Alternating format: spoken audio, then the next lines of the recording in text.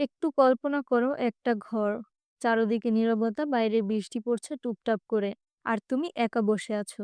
কোনো শব্দ নেই, কারো ফোন নেই, সামাজিক যোগাযোগ মাধ্যম নেই, কিছুই না। শুধু তুমি আর তোমার নিঃশ্বাস।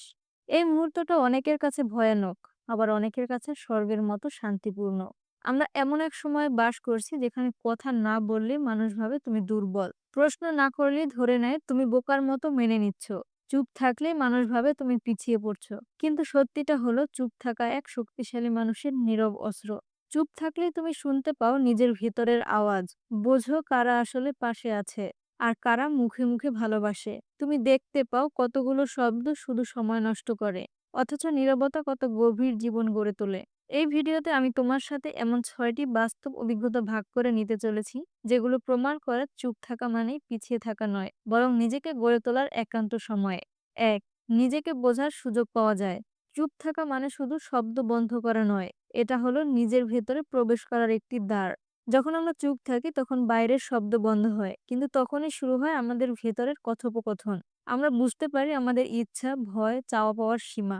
দিনের পর দিন আমরা এত ব্যস্ত থাকি কথা বলতে, মানুষের সঙ্গে চলতে, যে নিজের সাথে কথা বলার সময়ই হয় না। চুপ থাকা আমাদের শেখায় আমি কে, আমার সীমাবদ্ধতা কোথায়, আর আমি আসলে কি চাই। এই আত্মজিজ্ঞাসাই আমাদের আসল শক্তি। যখন তুমি চুপ থাকো তখন তুমি নিজেকে জানতে পারো। আর যে নিজেকে জানে সে পুরো দুনিয়ার মুখোমুখি হতে পারে। ২. আবেগ নিয়ন্ত্রণে রাখা যায়। রাগ, কষ্ট, অভিমান এগুলো খুব স্বাভাবিক আবেগ। কিন্তু এই আবেগ যখন সীমা ছাড়িয়ে যায় তখন আমরা এমন কিছু করে ফেলি যার জন্য অনুশোচনায় ভুগি।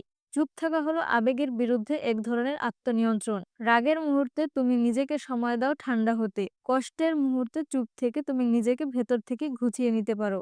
যে চুপ থাকতে পারে সে জানে কখন কোথায় কথা বলা উচিত আর কখন কথা না বলাটাই শ্রেয়। এই নিয়ন্ত্রণ জীবনের নানা ক্ষেত্রেই তোমাকে এগিয়ে রাখে, হোক তা সম্পর্ক, কাজ কিংবা সমাজ। ৩. অনেক ভুল কথা থেকে নিজেকে বাঁচানো যায়। কথা কখনো কখনো অস্ত্র হয়। ভুল সময়ে বলা ভুল কথা সম্পর্ক নষ্ট করে দিতে পারে, বন্ধুত্ব ভেঙে দিতে পারে, এমনকি জীবনকেও পাল্টে দিতে পারে। আমরা অনেক সময় রাগের মাথায়, দুঃখের ঘোরে এমন কিছু বলে ফেলি যার ভার আমরা বহুদিন বয়ে বেড়াই। চুপ থাকা এখানে একটি বাঁচার পথ। যখন তুমি চুপ থাকো তুমি নিজের আবেগকে একটু সময় দাও থামতে, ভাবতে এই কথাটা এখন বলা ঠিক হবে কিনা। অনেক সময় ৫ সেকেন্ড চুপ থাকা ৫ বছরের সম্পর্ককে বাঁচিয়ে দিতে পারে।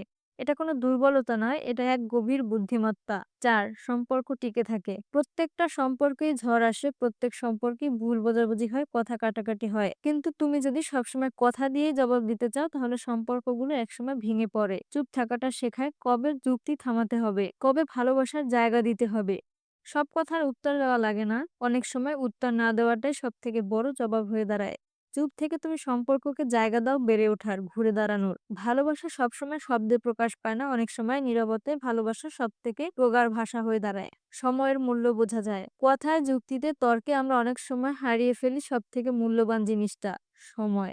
যে মানুষ প্রতিদিন চুপচাপ থাকে সে জানে কোন কথাটা বলা দরকার আর কোন কথাটা একদমই অপচয়। চুপ থাকাটা শেখায় কিভাবে শব্দ কম ব্যবহার করে অনেক কিছু বোঝানো যায়। চুপ থেকে তুমি নিজের সময়টা কাজে লাগাও ভাবতে, শিখতে, নিজের লক্ষ্য ঠিক রাখতে।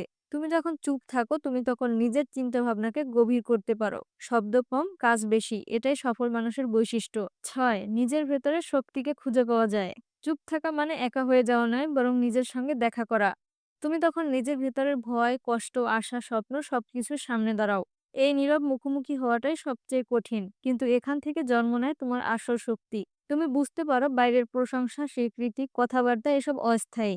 আসল শক্তি, আসল আত্মবিশ্বাস ভিতর থেকে আসে। চুপ থেকে তুমি নিজের সঙ্গে এমন একটা বন্ধন তৈরি করো যেটা কোনো শব্দ দিয়ে বোঝানো যায় না। চুপ থাকা মানে দূরে সরে যাওয়া নয়, চুপ থাকা মানে নিজের সময় দেওয়া, নিজেকে বোঝা, নিজেকে গড়া।